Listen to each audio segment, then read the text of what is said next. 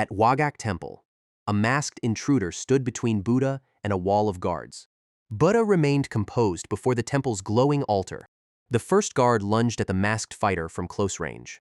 The intruder answered with a forceful kick to the attacker's head. A knife spun free during the clash. The masked fighter intercepted the blade and brought it under his control. He sent another attacker flying across the wooden floor. A new guard charged with an axe raised overhead. The axe wielder realized his attack had already been read.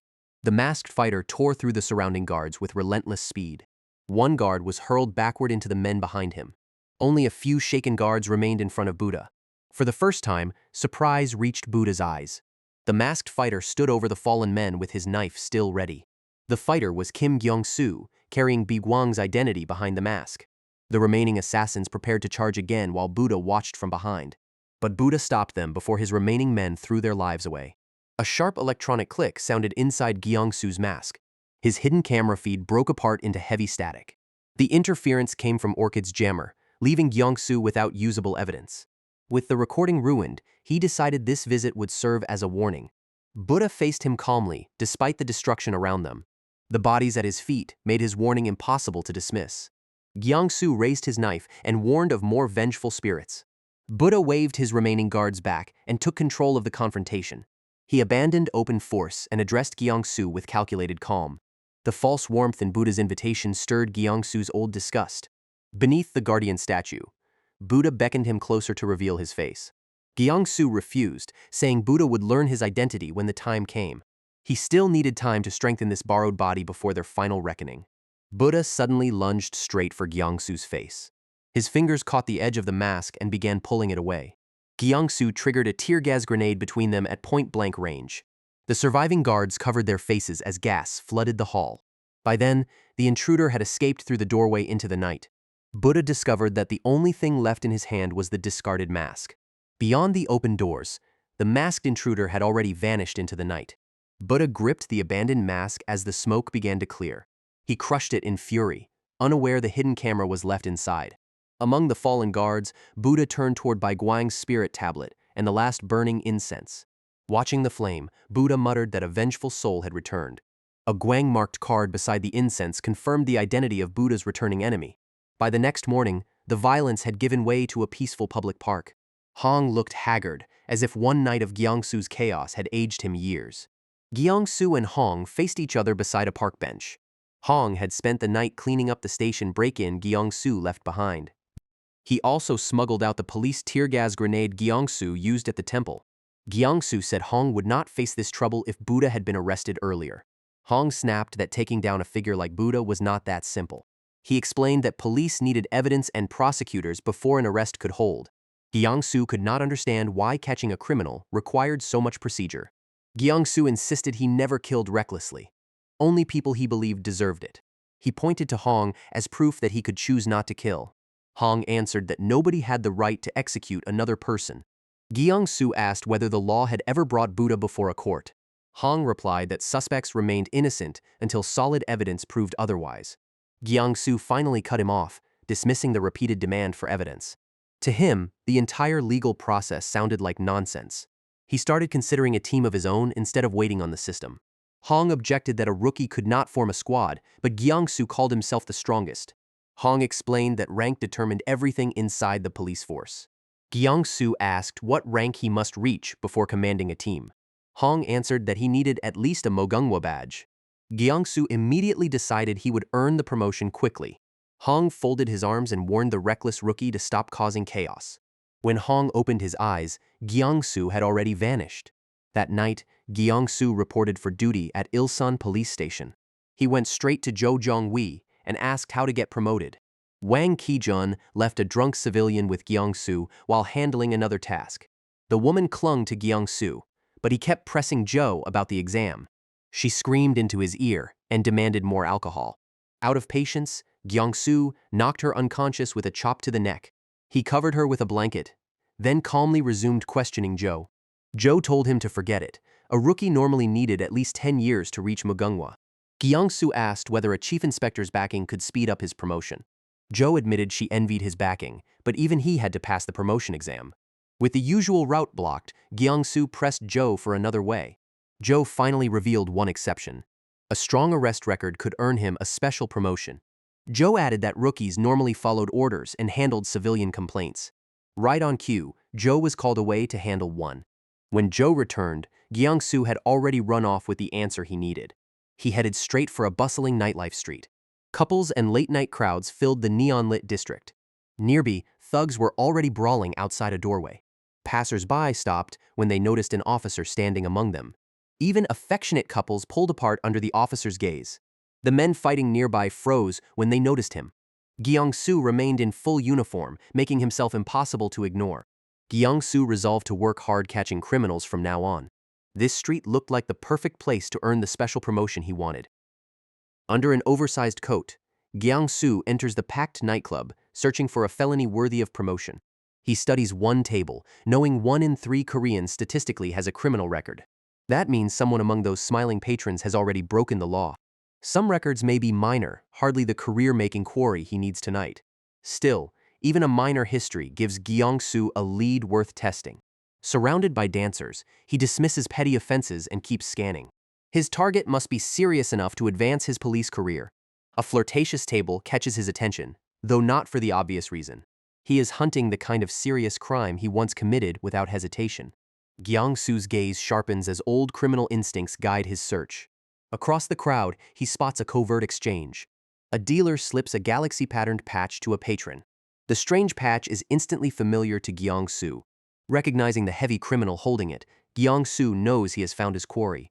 With a cold smile, he marks the dealer as tonight's target.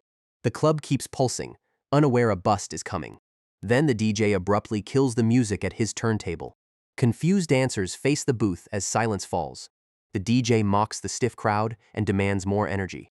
One eager woman suggests champagne would revive the mood. Her twitching excitement reveals a crowd already desperate for another fix. Grinning at their enthusiasm, the DJ decides to indulge them. 3 women obediently open their mouths. The DJ produces 3 of the patterned patches. Nearby men lean forward, equally eager for their share. Champagne and drug patches rain across the dance floor. The DJ cheers for a party with no tomorrow. Gyang-soo coldly cuts through the celebration. Every head turns toward the lone interruption. He rejects the DJ's promise of no tomorrow. Holding up a patch, Gyang-soo gives that slogan a harsher meaning. By morning, he warns, everyone involved will be in jail. The crowd stares as his accusation lands. Patrons finally realize the party favors maybe illegal drugs. Panic spreads as they examine the patches in their hands. The furious DJ demands to know who ruined his party. When challenged, Gyang-soo calmly reaches for his coat zipper. He opens it to reveal the police uniform hidden underneath. The DJ and his guard panic at the officer in their midst. A bottle smashes into the distracted guard's face before he can react. Gyang-soo says they can continue their conversation inside prison. Cursing, the DJ immediately bolts for the back rooms. His guards scramble after him while Gyang-soo launches into pursuit. The fleeing DJ warns the back room to pack everything and run. A staffer pushes a cart stacked with drugs as the alarm reaches him. Gyang-soo sends one fleeing guard crashing into the cart. His next kick drops the stunned staffer beside the contraband. Leaving both men down, Gyang-soo continues after the DJ. At the exit, a guard desperately yanks the handle. The impatient DJ screams at him to open the door. But a chair wedged outside keeps the exit sealed. No matter how they pull, the blocked door refuses to move. Gyang-soo approaches the trapped crew from behind. He asks whether they are playing cops and robbers with him. Stunned, the DJ asks whether Gyang-soo came alone. Gyang-soo stands his ground and confirms that he did. Realizing he fled from one officer, the DJ's fear turns manic. He calls his 2 guards forward to correct that humiliation. Gyang-soo watches their answer without a trace of alarm. The guards pull out a more dangerous set of red patches. Each man slaps a red patch onto his neck. The stimulants swell their bodies and drive them into a frenzy. Gyang-soo studies the transformation with genuine fascination. Behind his enhanced guards, the DJ boasts that the officer is finished. Before the drugs can matter, Gyang-soo drives a fist into the first guard. The enhanced guard flies backward, his promised advantage erased in one blow. Gyang-soo tells the remaining brute not to scream like that. The first guard writhes on the floor, bloodied by the effortless strike. Gyang-soo demonstrates that real screams come from pain. The DJ can only watch as Gyang-soo dismantles his protection. With every guard broken, the terrified DJ sinks to the floor. Cornered, He searches desperately for a way to bargain with the officer. With his enhanced guards beaten, the DJ begs Gyeong-soo to settle this with words. Panicking, the DJ offers Gyeong-soo anything he wants. Gyeong-soo makes him confirm that the offer is real. The DJ desperately offers drugs, women, or money. Instead, Gyeong-soo names the only reward he wants, a special promotion. Gyeong-soo reaches for the stunned dealer, already treating the promotion as his. The next day, news breaks that police raided a drug trafficking ring operating across 20 Ilsan clubs. The broadcast warns that the case has shaken South Korea's claim to be drug-free. Hong Joon ends the report and congratulates Senior Officer Kim Gyeong-soo. Now wearing his new rank, Gyeong-soo gives Hong Joon an awkwardly modest thanks. Hong Joon scolds him for abandoning his assignment, but Gyeong-soo notes he is no longer a rookie. Gyeong-soo cuts him off by sliding a folded packet across the desk. Hong Joon studies the neatly folded leaf packet and asks what it is. Gyeong-soo explains that the packet was hidden inside a safe at the crime scene. Hong Joon erupts when he realizes Gyeong-soo removed evidence from the crime scene. Gyeong-soo opens it, revealing phoenix leaf, the material used to make the hallucinogenic patches. Meanwhile, a chicken-masked enforcer readies another drug patch inside Phoenix's hideout. Their kneeling victim is already suffering beneath 2 patches. The victim pleads that he is only an underling, but Phoenix refuses to listen. Phoenix orders her enforcers to apply another patch. The terrified man pleads again, but the dose proceeds. A 3rd patch is pressed onto him, triggering a violent reaction. The new dose makes his body swell uncontrollably. The victim bursts, spraying the hideout while Phoenix watches without flinching. Unmoved by the death at her feet, Phoenix remains seated before the mutilated body. Her enforcers remove the corpse while Phoenix checks her phone. She notes that Bai Guang is dead and Maple Leaf has been caught. Phoenix refuses to become the next failure and searches for someone else to blame. The profile identifies Senior Officer Kim Gyeong-soo as the policeman who ruined the ring. Phoenix decides to eliminate Gyeong-soo before his investigation can reach her. Her identity is Oguksa assassin November Polonia, known as Phoenix, the drug ring's mastermind. Before dawn, Gyeong-soo begins another punishing workout in his new body. Sweat pours as he tests his inherited strength, endurance, flexibility, and reflexes. The inherited body balances strength, endurance, flexibility, and reflexes remarkably well. Yet it still lacks the power needed to destroy Buddha and Haguksa Temple. He pushes through another handstand, testing the body's limit. Even at full strength, this body remains outmatched by Buddha and the Haguksa assassins. His fingers finally slip against the floor. Gyeong-soo crashes onto the floor before finishing the exercise. Left panting in his own sweat, he admits that this body needs more time. At Ilsan police station, his 3 former rookie peers greet him with suspicious enthusiasm. Their attitude has reversed completely since his special promotion. They draw Senior Officer Kim Gyeong-soo outside for a private conversation. Seated before them, he asks whether they want promotions too. All 3 answer yes, with barely contained excitement. Gyeong-soo cannot understand why their ambitions have become his problem. Jo Jong-hui bluntly says his powerful backing could lift them as well. Hwang Hee-jun quickly restrains Jo before her honesty ruins the pitch. He promises that the rookies will support Gyeong-soo whenever needed. Lee Sang-han eagerly volunteers them as his personal workhorses. Their sudden devotion only leaves Gyeong-soo more confused. Jo insists they have always treated him well. She even cites the hospital visit as proof of their loyalty. Sang-in places a friendly hand on him and invokes their bond as colleagues. That single word drags Gyeong-soo into a far uglier memory. Years earlier, rain smothers Akwaguksa Temple in a cold gray silence. Bai Guang stands guard beneath his familiar black umbrella.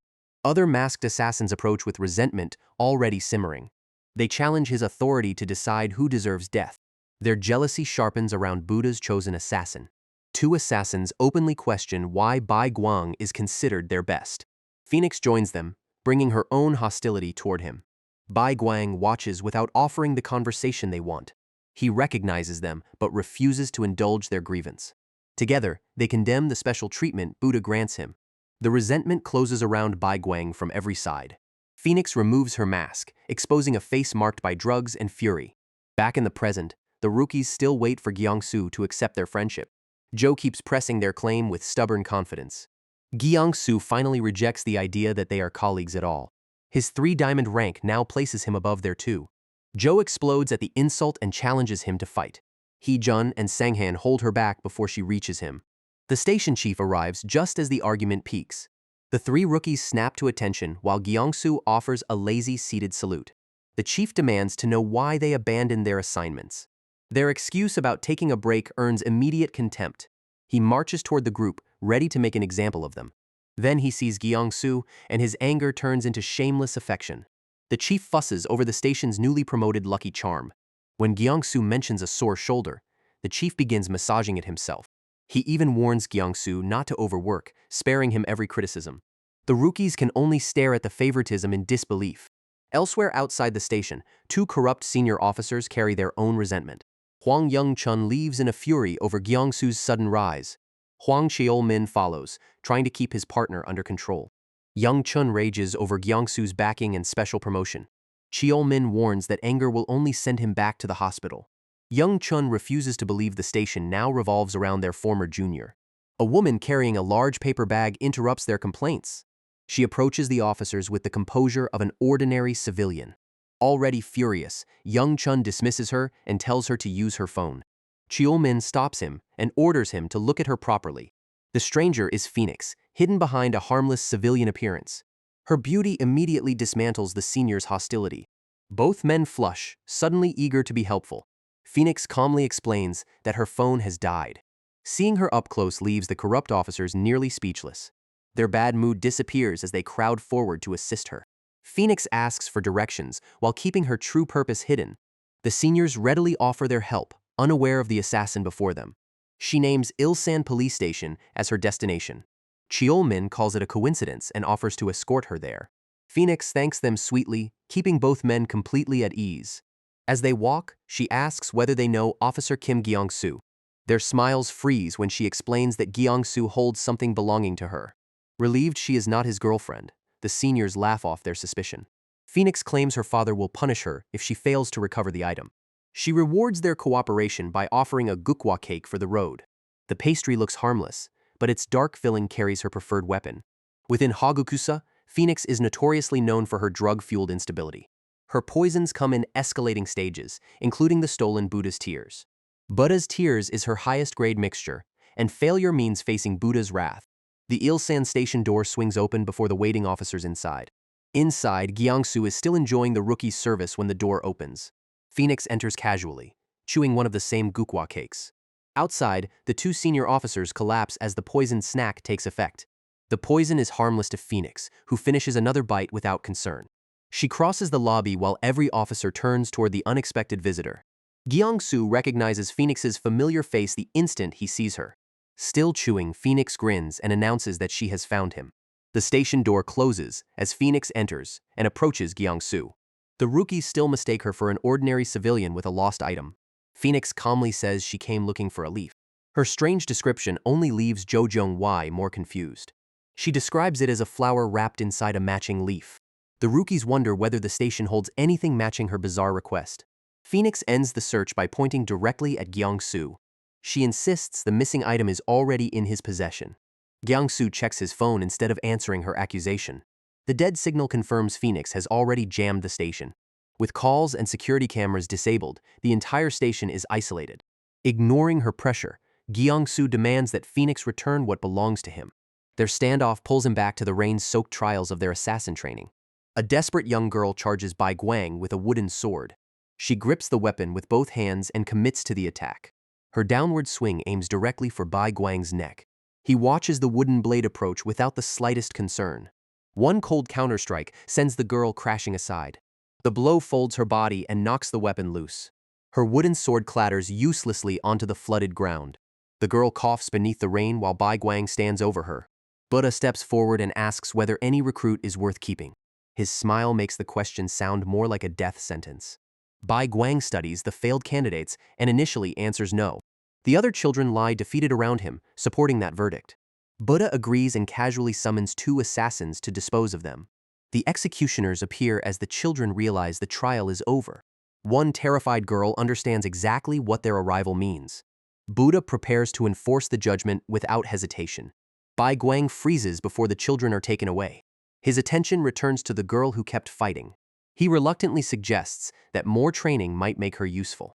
Buddha grips his shoulders and warns that pity has no place here. Bai Guang absorbs the lesson in silence as the killing begins. The assassins force poison into every child Buddha has rejected. Unable to stop them, Bai Guang shuts his eyes against the screams. When he looks again, one battered girl is still moving. She uses the wooden sword to drag herself upright. Trembling, she begs for time to train and become useful. Buddha towers over the only child stubborn enough to survive. He offers his hand while answering her plea with calculated cruelty. Buddha tells her to die and return useful in another life. His assassins seize the sobbing girl before she can resist. They clamp her mouth and force the remaining poison down. The emptied bowl leaves no reasonable chance of survival. By dusk, Buddha orders the rain-soaked bodies cleared away. Against every expectation, the poisoned girl still draws breath. An assassin lifts her and checks the impossible survivor. He reports that the child is somehow still alive. Even purple with poison, she refuses to die. After her recovery, Buddha surrounds her with medicine and drugs. He forces the survivor through a month of relentless doses. Each dose slowly builds the tolerance Buddha wants from her. Years later, the surviving child stands before him fully grown. Buddha rewards her endurance with a mask and a permanent role. She accepts both, becoming Phoenix, Hoguksa's addicted assassin. Back in the station, Gyeongsu's silence drives Phoenix into a rage. She demands his attention and the return of her missing drug. Phoenix closes the distance, refusing to let him ignore her. She grabs Gyeongsu while the rookies watch the confrontation worsen. He finally repeats her demand with deliberate contempt. Gyeongsu claims her drug is waiting at his house. He invites Phoenix to follow him there, smiling at his own trap. Once outside, he plans to kill her before she can threaten anyone else. The rookies assume Gyeongsu is inventing another excuse to leave work. Phoenix immediately calls him a liar and blocks the escape. She knows he would never keep the stolen drug at home. Hearing the word drug finally alarms the confused rookies. Phoenix reaches into her bag as killing intent fills the room. Her hand closes around the patches hidden inside. Gyeongsu spots multiple patches just before she throws them. Phoenix attacks, but he slips aside before the first patch lands. The projectiles continue past him toward the three rookies. Each patch strikes an officer's face before anyone can react. The drug dazes all three and drops them across the station. Gyeongsu stays composed while the rookies collapse around him. Phoenix's masked crew has already patched every other officer inside. Even the station chief lies helpless under the drug's effect. Phoenix warns that the unconscious officers will die without treatment. Their lives become leverage for the location of her missing drug. Her ultimatum gives Gyeongsu the opening to lunge. Phoenix dodges, but his hand tears through her shirt. Gyeongsu slides behind her with the stolen fabric in hand. A tiny signal jammer is concealed inside the torn cloth. He crushes the device before Phoenix can recover it. Phoenix stares in disbelief at her ruined shirt and broken advantage. With service restored, Gyeongsu calls Hong Jun for backup. Since no witnesses remain conscious, he reaches for his police baton. Gyeongsu advances, treating the isolated station as ideal assassination ground. Phoenix steadies herself as their private confrontation finally begins. He tests the baton with a hard practice swing, ready to revisit their old training. Phoenix questions Gyeongsu, but he calmly says he can read her intentions. His confidence leaves Phoenix wondering what he means. Gyeongsu taps his baton, promising to make the coming fight unforgettable. Phoenix laughs and mocks him for threatening an already battered woman. Gyeongsu cuts her off by lunging with the baton. Phoenix ducks, but he has already anticipated the evasive move. His counter catches her before she can recover. The impact sends Phoenix staggering and knocks her paper bag away. She steadies herself and checks where the blow landed. Her fingertips return smeared with blood. The sight turns Phoenix's surprise into open fury. Gyeongsu calmly insults her temper, showing no concern. His composure convinces Phoenix that he is no ordinary officer. She licks the blood from her fingers and probes his background. Gyeongsu refuses to explain himself and tells her to stop pretending calm. Phoenix studies him, suspecting he may have served in special forces. He lets her keep guessing. Phoenix abandons the questions and produces a red patch. She slaps the combat drug onto her neck. Gyeongsu watches the transformation with undisguised disgust. Power surges through Phoenix as she promises him a new job in hell. Gyeongsu remains unmoved by the threat. Drugged and furious, Phoenix charges with her nails aimed at his throat. His baton smashes into her face before she can reach him. Phoenix crumples under a blow the red patch cannot overcome. Gyeongsu tells her that one patch is nowhere near enough. He drives the point home with another brutal strike. Phoenix can only absorb the punishment and shield herself. Cornered, she finally lashes back with her claws. Phoenix wipes away blood and curses him for the beating. Gyang-soo says drugs are no substitute for properly training the body. Phoenix demands to know why he speaks as though he knows her. He answers with another riddle and prepares his next attack. His evasive answer only sharpens Phoenix's anger. Gyang-soo sweeps the baton low toward her legs. The strike flips Phoenix off balance. She crashes onto the floor, dazed by the impact. When Phoenix looks up, the baton is already aimed at her face. Gyang-soo pins her beneath the unmistakable threat of a killing blow. Terror replaces Phoenix's defiance as she realizes he means to finish her. He drives the baton directly into the red patch on her neck. Phoenix grabs the weapon and struggles to force it away. Gyang-soo coldly orders her to die. For an instant, his killing intent makes Phoenix recognize Bai Guang. He commits to the lethal thrust before she can escape. The cheap police baton collapses instead of piercing her neck. Phoenix seizes his surprise and slaps him away. She coughs violently, desperate to reclaim her breath. As Phoenix gasps on the floor, Gyang-soo studies the folded weapon. While his attention shifts, Phoenix launches another attack. Gyang-soo raises his arms on instinct. He blocks her rush, but the contact leaves him trembling.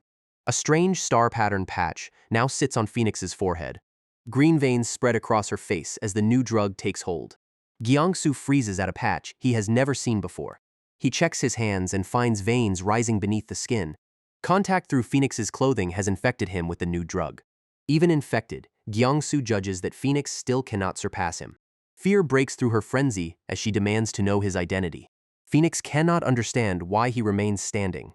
A chicken-masked lackey suddenly barges into the station. He warns Phoenix that Orchid says police backup is almost there. Gyang-soo waves her off, unwilling to sacrifice arriving officers. He lets Phoenix leave and promises they will meet again. She stares back, unable to dismiss his resemblance to Bai Guang. Phoenix tears off the star patch and withdraws with her men. Her companion worries about her condition, but she ignores him. Shaken, Phoenix keeps asking why that officer reminded her of Bai Guang.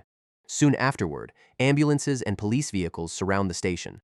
Officers carry out the wounded and begin clearing the lobby. Hong Jun can scarcely believe that Gyang-soo let Phoenix escape. The broken baton answers him directly to the face. Nearby officers flinch as Gyang-soo openly blames his superior's useless equipment. He insists Phoenix would not have escaped if the weapon had worked. Gyang-soo reveals both numb hands, their veins swollen by the drug. Hong Jun sees the infection and urgently calls for a doctor. Gyang-soo concludes that Phoenix either increased the dose or created a new drug. While the doctor examines him, Gyang-soo asks Hong Jun for a favor. Later, darkness settles over Gyang-soo's apartment. The quiet building gives no sign of the ambush waiting inside. Gyang-soo opens his apartment door and steps into the trap. Two chicken-masked intruders watch him enter from the shadows. They throw a poison-laced smoke bomb into the room. Smoke engulfs Gyang-soo as the intruders drop from their hiding place. The pair expects Phoenix's drug to make him hallucinate and collapse. Instead, an armored silhouette advances through the smoke. Gyang-soo emerges in borrowed special forces gear, complete with a gas mask and rifle. He anticipated the ambush and asked Hong Jun for equipment that actually works. With the intruders trapped, Gyang-soo prepares to test the expensive gear. Gyang-soo meets the apartment ambush already armored, masked, and holding borrowed tactical firepower. The chicken-masked intruders discover their target has turned the doorway into a trap. Gyang-soo raises the weapon while the stunned men realize their supposed ambush has failed. One thug insists the intimidating gun cannot possibly be loaded. Gyang-soo answers that theory with a rubber round. Gunfire tears through the smoke-filled apartment and batters both masked intruders. The barrage shreds their masks and leaves them unable to mount a response. Gyang-soo keeps firing until the men collapse beneath a painful storm of rubber bullets. He lets the smoke settle over two unconscious attackers covered in red impact marks. Satisfied with Hong Jun's expensive equipment, Gyang-soo has already tested it thoroughly. Police sirens arrive as worried neighbors begin noticing the gunfire. Officers keep the curious residents back while securing Gyang-soo's apartment. The two attackers are restrained, though neither is waking up soon. Hong Jun studies the battered men and questions how many rounds Gyang-soo used. Gyang-soo dryly calls the rubber ammunition a deserved reward for bad children. Removing his helmet, he orders extra precautions before the prisoners are transported. Hong Jun presses the question he can no longer avoid: is Gyang-soo truly Bai Guang? Gyang-soo notes that Hong Jun trusted him enough to lend the tactical gear. Hong Jun admits the drug case, and this ambush leave him almost completely convinced. Gyang-soo immediately objects to the missing 1% of certainty. Hong Jun asks why the legendary assassin does not simply kill Buddha himself. Hong Jun explains that his final doubt comes from Gyang-su's failure to kill Buddha. Gyang-su reminds him that a policeman was the one insisting on solid evidence. Hong Jun distinguishes police procedure from what Bai Guang could do outside it. Buddha's public worship means killing him would only create a larger crisis. Gyang-su asks how the public would react if its living Buddha suddenly died. Killing Buddha alone would not destroy the criminal world around him. Hong Jun realizes Hwaguksa may be only one part of that underworld. Gyang-su cares less about the others than Buddha's downfall. He wants the fraud ruined in every painful and humiliating way possible. That ruin is meant to spare others from living the life Buddha forced on him. Moved by the confession, Hong Jun offers to help put Buddha behind bars. Gyang-su rejects the partnership. He is the one helping Hong Jun. The correction arrives with a crushing grip on the older officer's hand. Hong Jun folds over the aching hand after Gyang-su finally releases it. He protests that the offer was only meant as goodwill. Gyang-su reveals the truth. He already tried to kill Buddha, but failed against the man who trained him. At Haguksa, Buddha is already choking Phoenix for returning without the stolen drugs. Buddha seizes her by the throat and lifts her off the floor. Choking in his grip, Phoenix begs him to spare her life. Her plea meets only cold contempt from the man she fears most. He slams her down hard enough to end any thought of resistance. Phoenix reels from the impact, too frightened to fight back. Buddha stands over her and condemns her drug-fueled raid on the police station. Coughing on the floor, she can offer nothing except another apology. Her terror runs deeper than pain. Submission to Buddha has become instinct. To Phoenix, the man above her looks less like a savior than something from hell. Buddha decides her repeated failure requires a proper lesson. She looks back in panic, already desperate to escape what comes next. He watches without sympathy as she crawls toward the door. Loud laughter interrupts her retreat as two tattooed Lespedeza brothers arrive. The masked brothers enter together, openly amused by Phoenix's humiliation. Their presence confirms Buddha has summoned an audience, not help. Still kneeling, Phoenix endures their taunts while Buddha lets the spectacle continue. Cherry Blossom joins them with a fan and polished false sympathy. Phoenix realizes Buddha has called in people who already despise her. With the three assassins assembled, the temple hall becomes a tribunal. She turns back to Buddha as the purpose of the gathering becomes clear. Buddha formally opens the trial to eliminate Phoenix of November. Buddha turns from the statue while Phoenix remains on her knees, begging for mercy. Buddha opens the box while Phoenix promises to replace everything she lost. Inside lies the leaf-wrapped drug package Phoenix believed was still at the police station. Phoenix stammers in disbelief at the recovered package. Buddha names the three masked judges summoned to decide Phoenix's fate. The Lespedeza brothers condemn Phoenix for addiction and drug-fueled strength. Cherry Blossom offers sympathy with the warmth of a sharpened knife. Claiming professional loyalty, Cherry Blossom agrees that Phoenix must be punished. With every judge against her, Phoenix remains kneeling before Buddha. She accuses Buddha of arranging a trial whose verdict was never in doubt. Buddha dismisses the complaint. Remorse is apparently not part of temple policy. Cherry Blossom performs heartbreak while staying perfectly loyal to Buddha. Cherry Blossom pretends to be wounded and rushes toward Buddha for comfort. Phoenix freezes as Cherry Blossom offers Buddha the recovered gun. Buddha accepts the gun and declares that failed servants are useless to him. He raises the recovered weapon. Buddha levels the muzzle at Phoenix's head. Phoenix stares at the gun in terror, searching for a way to survive. Buddha prepares to fire while reciting his prayer. Phoenix blurts out an offer, a new drug 5 times more addictive. The offer makes Buddha pause and listen. She claims she developed the drug herself, making it difficult to trace. One brother objects that Buddha dislikes opium. Buddha lowers the gun and asks how much she can supply. The promised quantity sharpens Buddha's interest. Phoenix claims she rebuilt trafficking routes across Korea, Japan, China, and Asia. She begs for 6 months to prove she can still be useful. Buddha cuts her deadline to 3 months. Phoenix thanks him through relieved tears. At the hospital, Phoenix's drug leaves Jijong Hui trapped in withdrawal.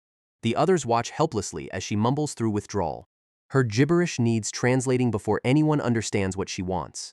After her request is translated, Gyang-su wipes the drool away. Gyang-su scoffs at the rookies, treating the visit as collegial affection. The rookies are touched that he came to visit them. He says he only returned their earlier courtesy and prepares to leave. They ask about his promotion as he leaves. The rookies watch him go, unsure whether he has really changed. The scene shifts from the hospital back to police headquarters. Hong Jun receives Gyang-su in his office. The two sit down to discuss the seized drugs and Phoenix investigation. Hong Jun reveals that the confiscated package disappeared from forensics. Gyang-soo absorbs the evidence that someone inside the force stole it. Hong Jun warns that a police mole smuggled the drugs out. He admits the missing drugs were meant to anchor their case. Gyang-soo leaves the internal mole to Hong Jun and demands progress on Phoenix's people. He presses Hong Jun about the Hoguksa investigation unit. Hong Jun's admission that the unit is dead sends Gyang-soo into a rage. Gyang-soo erupts at the revelation. He grabs Hong Jun and demands to know how long the truth was withheld. When Hong Jun proposes a new team, Gyang-soo objects that his rank is too low. Hong Jun invokes his Taeguk Mugunghwa authority to remove that obstacle. Gyang-soo counters that he prefers working alone. Hong Jun insists that Gyang-soo already admitted he needs a team. Hong Jun explains that an organization can overcome the limits of working alone. He adds that a formal team brings funding, cover, and authority. Hong Jun cannot lead it himself because too many eyes are watching him. Using his senior rank, Hong Jun reiterates the order to form a team. Gyang-soo says he may consider it if Hong Jun asks properly. Hong Jun swallows his pride and asks him to form the team. Gyang-soo returns to the hospital with orders to form a team. They are stunned that a sergeant has been told to assemble one. Jiang-wei asks who will join, with a rookie translating for her. Gyang-soo names the 3 rookies as his members. One rookie seizes his shoulders and thanks him for remembering them. The others join the grateful outburst. They celebrate the recruitment as an act of loyalty between colleagues. Their gratitude continues while Gyang-soo realizes they misunderstood him. His face darkens at the word colleagues. The rookies fall silent when he rejects that relationship. He says he needs obedient subordinates, not colleagues. The trio recoil when he calls them his slaves. Smiling, Gyang-soo demands they call him master and invokes Hong Jun's authority until the room falls silent. Gyang-soo reviews the reports on the rookies he has just claimed as his team. Hwang Hee-jun's record shows years of combat training and plenty of physical promise. On paper, Hee-jun looks capable, with a broad martial arts background. His written exam record exposes the weakness: 4 failures before a bare pass. Hee-jun fumbles Gyang-soo's new title until the others remind him to say master. Gyang-soo dismisses Hee-jun as a muscle-brained fool and turns to Lee Seong-yun. Seong-yun's file shows practical training in grappling, jujitsu, and judo. Gyang-soo turns to Lee Seong-yun's file and finds a more balanced combat record. Seong-yun has grappling and judo training, enough to look useful until pressure arrives. The others notice Jong-hui can finally speak clearly again, ending the exchange on Seong-yun. Her record shows no martial arts and the police force's worst physical score. Physical testing leaves Jong-hui collapsed at the finish line, thoroughly proving the point. Jiang-hui answers the written exam with ease, finishing ahead of every other recruit. She also places first in the interview, matching her exceptional written score. Back in the hospital, Gyang-soo weighs her sharp mind against her complete lack of strength. Jiang-wei eagerly pledges obedience and asks Gyang-soo to accept her onto the team. On the weekend, Gyang-soo arrives prepared, while the rookies wonder why they were summoned. Gyang-soo silently stretches while the rookies wait for an explanation. Hee-jun asks why they were summoned on a weekend, with Jong-hui correcting his form of address. Gyang-soo ignores the question and orders all 3 to start warming up. He reminds them that they are police officers before assigning himself the criminal's role. Gyang-soo gives them 5 minutes to prepare and no room to negotiate. The rookies recoil at a 3-on-1 fight, still more worried about hurting him than themselves. Jiang-wei stops Seong-yun before he can address Gyang-soo casually again. Their concern costs them a minute, leaving exactly 4 to prepare. While Gyang-soo stretches, the rookies huddle for a desperate plan. Jiang-wei calls him insane, assuming the distance keeps the insult private. Gyang-soo hears every word and calmly demands an explanation. Once he looks away, Hee-jun asks how they are supposed to obey. Jiang-wei assigns Hee-jun the opening attack and orders Seong-yun to tackle Gyang-soo. Seong-yun recoils from the tackling assignment, admitting that Gyang-soo terrifies him. Jiang-wei orders Hee-jun to use his boxing footwork and create confusion before Seong-yun moves. Time expires, and a shirtless Gyang-soo settles into position for the first round. The rookies freeze as he calls them forward, their plan already looking fragile. Gyang-soo repeats the order, making clear that hesitation will not spare them. Jiang-wei sends Hee-jun in first, forcing their reluctant distraction into motion. Hee-jun approaches alone, trying to remember the footwork meant to confuse Gyang-soo. With his mind blank, Hee-jun fixates on moving his feet instead of attacking. He begins hopping in place, producing confusion in everyone except his opponent. Jianghui watches the plan collapse before Heejin even closes the distance. She desperately shouts that footwork only works after he approaches the target. Gyangsu ends the display with one punch, smashing Heejin across the face. He stands over the failed distraction, already calling for the next attacker. Heejin lies bloodied on the ground before landing a single meaningful strike. Jianghui and Seongyun stare at the result, suddenly reconsidering their assigned roles. Jianghui points Sungyun forward, leaving him no room to hide from the plan. Seongyun panics before moving, shouting that he cannot face Gyangsu. His terror overwhelms the grappling skills that looked useful on paper.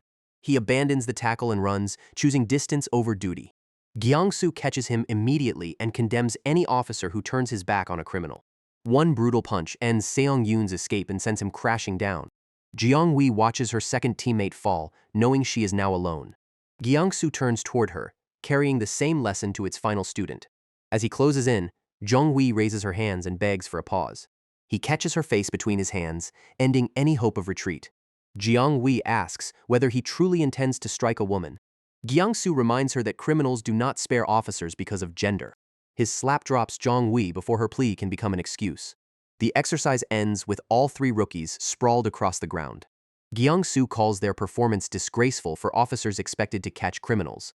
Their battered faces prove none of them can catch criminals like this.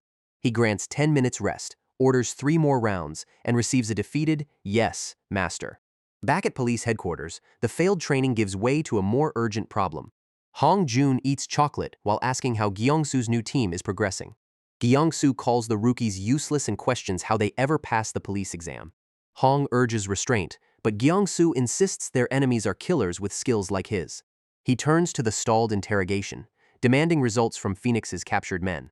When Hong admits they will not talk, Gyangsu volunteers a method of his own. Inside a dark interrogation room, 2 battered prisoners wait beneath a single light. The door opens, and the prisoners turn toward the unexpected visitor. They immediately insist that no interrogation will make them talk. Gyangsu ignores the warning and asks how Choi Sang-mook is doing. He describes Phoenix's hulking, flower-clad lieutenant, then corrects himself from right-hand man to left. Still in shadow, he mentions another woman around Phoenix until the captives demand his identity. Stepping into the light, Gyangsu greets them. The interrogation resumes with Gyangsu looming over 2 captured syndicate men. One recognizes him as the supposedly dead Bai Guang, while the other refuses to believe it. The resemblance is undeniable, and Gyangsu calmly says they have met before. He recognizes one prisoner's scar as the work of Phoenix's high heels. Phoenix gave him those wounds after catching him smuggling drugs. The terrified men start believing the dead Bai Guang is sitting before them. Gyangsu claims Buddha ordered him to fake his death and infiltrate the police. His account of Phoenix losing the stash and storming the station leaves them speechless. With the Bai Guang bluff established, Gyangsu demands to know what Phoenix is planning. He claims the recorder is disabled, making their answer the only thing protecting Phoenix. The prisoners freeze when Gyangsu threatens to deal with Phoenix himself. Terrified, the men finally offer information instead of testing his patience. They blurt out that Phoenix is working on something new. Their confession becomes concrete. She is developing a new drug. He invites them to continue, knowing fear has made them cooperative. Hong Jun is stunned by reports of a drug 5 times stronger than the current product. Gyangsu explains that Phoenix plans to spread it through her clubs within 6 months. The report also identifies gangs prepared to handle distribution. Hong asks whether the prisoners revealed Phoenix's own location. While police prepare to target her managers, Phoenix buckles under the pressure of a 3-month deadline. Choi Sang-mook, Phoenix's distribution manager, warns that 3 months is dangerously rushed. He argues that forcing the operation forward will only create more risk. Production manager Kim Dong-cheol adds that police have already captured 2 of their men. Together, the managers urge Phoenix to ask Buddha for more time. Phoenix asks whether they will answer to Buddha if the delay gets her punished. Cornered by that threat, both managers reluctantly accept responsibility. A new voice interrupts as Phoenix's confidant, Sang-pi, steps forward. She offers to take responsibility for the shortened deadline herself. Sang-pi immediately recognizes the fear consuming Phoenix in her absence. Phoenix makes the deadline absolute, 3 months, with no excuses. She orders Sang-mook to connect every route and Dong-cheol to push production as fast as possible. Her managers comply, and Phoenix turns next to Sang-pi. Before Phoenix can finish, quiet sobs replace her command. The new blue drug cooks beside them while Phoenix breaks down. Sang-pi pulls the trembling Phoenix into her arms. She tells Phoenix not to be afraid. With Sang-pi beside her, Phoenix no longer faces the crisis alone. Her confidant promises to handle everything for her. Elsewhere, Jong-hui collapses as another brutal training round ends. After their 10-minute break, Gyang-soo orders the exhausted rookies to charge him again. Jiang-wei protests that this punishment was never part of their agreement. Gyang-soo reminds them they promised to obey every order. She insists they join to catch criminals, not fight their own leader. Gyang-soo asks if they truly want criminals, and all three answer yes. That answer gives him the opening he wants, so he orders them to follow. Their promised arrest begins at a sprawling abandoned warehouse. Gyang-soo opens the door without explaining what waits inside. The rookies step inside and freeze at the sight ahead. A warehouse crew is openly sorting a large stash of drugs. Gyang-soo calmly confirms that they found the right place. The white-haired boss stares back, just as surprised by the intrusion. The rookies turn to their master, waiting for an actual plan. Instead, he asks why they are waiting when criminals stand right in front of them. The gang finally realizes its unexpected visitors are police. Gyang-soo answers by shoving all three rookies toward the syndicate. They hit the floor and look back at him in disbelief. The white-haired leader orders his men to get rid of them. Gyang-soo grins and starts closing the door on his new team. He wishes them a good time, because apparently this counts as police training. Trapped before the advancing gang, the three can only curse their master. The rookies stagger back, suddenly facing more criminals than any of them expected. Hee-jun admits a group fight is new territory, while Sang-han already wants to go home. Jiang-wei steps between their panic and forces both rookies to listen. Jiang-wei cuts through the panic and refuses to let the team collapse. She reminds them that Gyang-soo is reckless, not careless enough to leave them dead. Watching from outside, Gyang-soo sees Jong-hui restore the rookies' focus. She promises to settle with Gyang-soo later, then orders the rookies to start making arrests. Hee-jun hesitates, unsure how three rookies are supposed to charge an entire gang. With Gyang-soo urging him forward, Hee-jun finally charges the nearest thug. The thug accepts the challenge and rushes straight at him. Hee-jun closes his eyes and braces exactly as Jong-hui instructed. Jiang-wei and Sang-han recoil as the first hit lands. The thug follows through, driving a clean punch into Hee-jun's face. He braces himself and takes the punch squarely across the face. Another blow crashes into him while the other rookies watch in alarm. Instead of collapsing, Hee-jun begins returning the thug's punches. He drives a punch into the man's stomach and discovers his own strength. Compared with Gyang-soo's training, the thug suddenly feels almost considerate. While Hee-jun enjoys the discovery, another thug raises a stick behind him. The stick sweeps toward Hee-jun before he can turn. Sang-han grits his teeth and finally forces himself to move. He rams the attacker and stops the ambush by sheer desperation. Clinging to the thug, Sang-han screams but refuses to let go. Outside, Gyang-soo decides the rookies might become useful with more training. Jiang-wei cheers them on, delighted that the hopeless lesson is somehow working. Their success draws the white-haired boss away from the sidelines. Disgusted by his men's defeat, he begins stripping off his uniform. Tattooed arms exposed, the boss decides to handle the rookies himself. Hee-jun and Sang-han freeze as their hard-won courage evaporates. Gyang-soo sees fear take control before the boss even throws a punch. The boss's killing intent leaves both rookies trapped in place. He exploits that hesitation and drives a punch into Sang-han. The full blow sends Sang-han flying across the warehouse. Sang-han hits the floor as Hee-jun stares in panic. Hee-jun's confidence disappears now that the boss stands before him. From outside, Gyang-soo knows fear will only multiply their pain. The boss closes in while the rookies remain too shaken to resist. Jiang-wei suddenly kneels before him and offers to surrender. She promises to talk if he spares her another beating. Gyang-soo scowls at the apparent betrayal from outside. His suspicion sharpens when Jong-hui's hand moves out of sight. Still kneeling, Jong-hui slips a taser from her pocket. She drives it into the boss's leg and turns surrender into a trap. Jiang-wei holds the charge, defiantly telling him to drop. The boss convulses under the current, furious that she fooled him. He fights through the shock and swings a vicious kick at her. Jiang-wei braces for the retaliation with nowhere left to move. Gyang-soo kicks the boss away before the retaliation can land. The boss barely processes the kick before Gyang-soo closes the distance. Gyang-soo follows with a brutal elbow to the chest. The finishing blow slams the boss into the floor. Jiang-wei stares as Gyang-soo ends the fight in seconds. Standing among the fallen thugs, Gyang-soo turns the victory into another lesson. The battered rookies fall silent when he reminds them how useless they were. He orders them to collect every package of drugs and leave the thugs behind. Dragging 3 dead weights home, Gyang-soo decides, will be punishment enough. Later, Choi Sang-mook arrives at the ruined warehouse with his masked enforcers. The defeated boss kneels and trembles as he tries to explain the police raid. Sang-mook silences the excuses by forcing the man's mouth open. The man's scream changes nothing. Sang-mook's contempt only deepens. One masked thug points Sang-mook towards something left behind. The warning snaps Sang-mook's attention across the room. He spots a single red card resting on the table. Its umbrella emblem carries Bai Guang's unmistakable signature. Sang-mook realizes Bai Guang has announced his return to the syndicate. Back at headquarters, the seized packages confirm the warehouse intelligence was accurate. Hong Jun says the ambush can proceed, and Gyang-soo asks whether the plan is ready. Confident it is, Hong Jun calls in one of the few officers he trusts. Gyang-soo turns toward the door as their new partner enters. He watches the newcomer approach without bothering to straighten his posture. KNP SOU Superintendent Kim Ah-young introduces herself with a formal salute. Hong Jun presents Gyang-soo as her fellow officer and invites Ah-young to sit. Instead, Ah-young strides straight toward the senior officer who stayed seated. She seizes his chin and demands to know why he treats the office like home. Gyang-soo brushes her hand away, claiming his injured leg excuses the disrespect.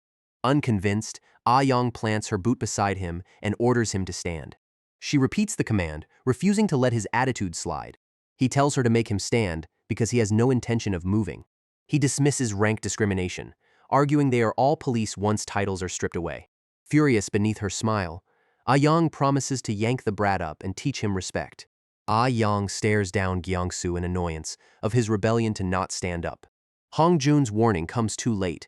Ah-young is already committed to the fight. She steps in without hesitation, winding up a powerful strike. Gyang-soo reads the attack before it reaches him. Ah-young whips a high kick straight toward his head. Her Brazilian kick comes fast enough to surprise even Gyang-soo. He dodges her leg in time, denying the first clean hit. Her speed still catches him by surprise. Ah-young answers with a flurry of kicks, but he avoids them all. Missing every strike only feeds her anger. She keeps pressing while Gyang-soo slips past each blow.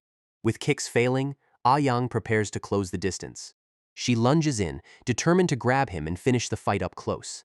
Gyang-soo measures her sharper grappling speed and readies his counter. Seeing her potential, he decides she could become useful to his plan. His counter lands squarely on her chin. The blow leaves Ah-young's eyes rolling back. For one awkward moment, the entire office falls silent. Dazed, Ah-young collapses against Gyang-soo instead of beating him. He asks why the promised beating ended with her clinging to him. The taunt snaps Ah-young straight back into a rage. Humiliated, she springs up and starts swinging again. Gyang-soo dodges every slap while praising her physical ability. Hong Jun simply eats chocolate and waits for the brawl to end. Once they settle down, Hong Jun finally returns to business. He opens the briefing by introducing Operation Phoenix on top of a paulownia tree. The target is an underground club where the syndicate's managers gather every month's final weekend. Ah-young and Gyang-soo are assigned to lead the joint raid with their respective teams. She immediately objects, refusing to trust intelligence she cannot verify herself. Hong credits Gyang-soo's interrogation for the report, and his smug reaction only worsens the dispute. Because her own questioning failed, Ah-young demands to hear the confession herself. The argument ends only when Hong Jun refuses another interrogation. He reveals the reason. Both captured men are already dead. Their bloodied bodies make further questioning impossible. Ah-young can barely believe what she has heard. She demands to know how 2 suspects died inside headquarters. Gyang-soo finds the station's security failure embarrassingly predictable. Hong ends the briefing, but asks Gyang-soo to stay behind. Excluded from the private discussion, Ah-young heads for the door. Before leaving, she warns Gyang-soo that shooting is her specialty. With her gone, only Gyang-soo and Hong Jun remain. He dismisses her threat as more of Ah-young's nonsense. Hong produces evidence recovered from the dead men's interrogation room. A Bai Guang calling card was left neatly beside their bodies. The familiar signature immediately draws Gyang-soo's full attention. Hong presents the card and asks whether it means anything to him. The unmistakable image raises one dangerous possibility: Bai Guang's return. Elsewhere, Phoenix trembles while holding the same kind of calling card. Sang-mok and Dong Cheol explain that police left it at the raided warehouse. The impossible message drives Phoenix toward panic. Bai Guang should be dead, yet the card forces her to doubt it. A memory of Buddha's gun silences any thought of reporting the card. Unable to reconcile the threat, Phoenix clutches her head and screams. Her breakdown sends both managers scrambling for help. A thin mist fills the room as Sang-Pi intervenes. Sang-Pi settles beside Phoenix and begins calming her. Covering Phoenix's eyes, she slowly brings the panic under control. Phoenix summons Sangmok and Dongcheol back before her. Regaining focus, she orders them to continue the plan. Dongcheol warns that proceeding is too dangerous now that police know so much. Phoenix answers by instructing Sang-Pi to prepare another portion for each man. At Sang-Pi's invitation, the two managers step forward to receive it. Fresh portions of Sang-Pi's refined drug wait on the table. She hands one dose to each manager. Phoenix promises the new formula feels wonderful, giving them no room to hesitate. The drug quickly twists their faces beneath bulging purple veins.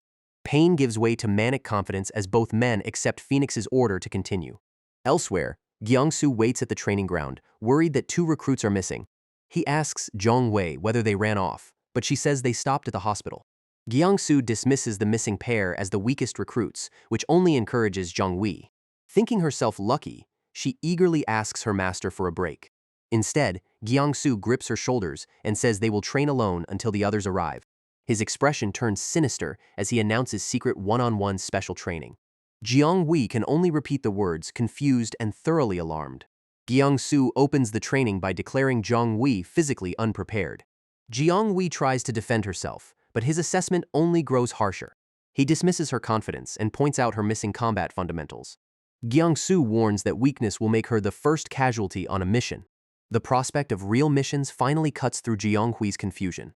His doubts fade once he recognizes her exceptional memory, including every restaurant address in the district. A colleague's complaint about Gyangsu immediately draws the chief's dangerous attention. Back in the present, Gyangsu draws a foldable baton and turns her weakness into a lesson. He warns that surviving real criminals requires confronting those weaknesses now. Approaching Zhang Hui, he makes the baton her lesson in using one tool as two weapons. He explains that folded it serves like a knife, while extended it becomes a blunt weapon. Jiang Hui realizes his promised personal supervision will be anything but gentle. Gyangsu's grin confirms that learning the lesson will hurt. A short while later, the mountain carries the results of his method. He-jun and Senghan return and freeze at the scene before them. They find Zhang Hui flattened beneath Gyangsu, who sits calmly on her back. Through tears, she confirms the training has been every bit as brutal as it looks. The stunned rookies ask what Gyangsu is doing to her. He invites them closer with suspiciously polite confidence. Both decide that living without the answer sounds much safer. Gyangsu provides the answer anyway, chasing all three through 15 days of relentless training. 15 days later, Operation Phoenix arrives under the full moon. The training ends, and Ah Yang's prepared raid finally moves into action. The battered rookies report in with KNP SOU, fully uniformed and still haunted by training. Jiang Wei asks what the operation involves and why KNP SOU needs their unit. The joint teams move through the forest toward the syndicate's hidden entrance. Ah Yang warns Gyangsu that any deception will end badly for him. A call from the front confirms that the squad has reached its target. The target is a tunnel concealed inside the mountain. Two chicken-masked guards wait beside the entrance, blissfully unaware of the raid. One officer questions the masks just as a Yang decides introductions are unnecessary. She charges before either guard can properly react.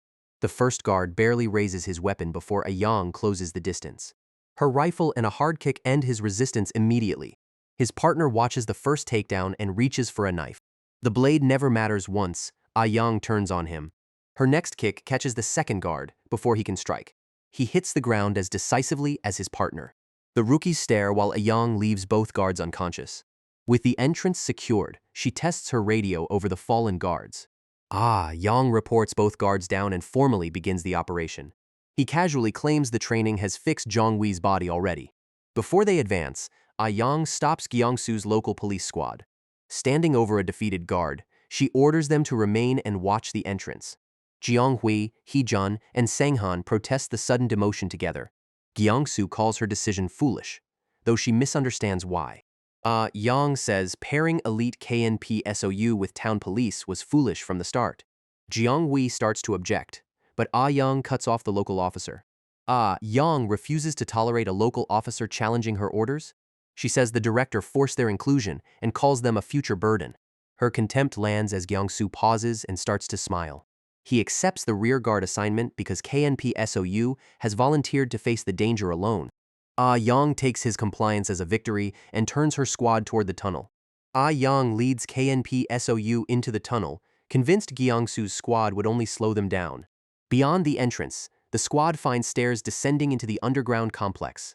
After clearing the guards, Ah Yang leads the team down toward the noise below. A steel door waits at the bottom with strange sounds carrying from behind it. KNPSOU forces the door open and descends the longer staircase inside. Ah Yang orders everyone through as the hidden club comes into view. Deafening music fills a nightclub crowded with people moving like the dead. Bulging veins and vacant movement make the club patrons look violently altered. Ah Yang freezes, unable to identify what she is seeing. Above the crowd, Dongkeol realizes the police have walked into the trap. He settles back and prepares to turn the club against its uninvited guests.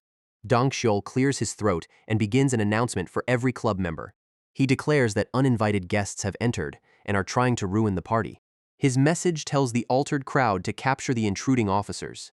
For every officer delivered, Dongkeol promises a month of unlimited treatment drugs.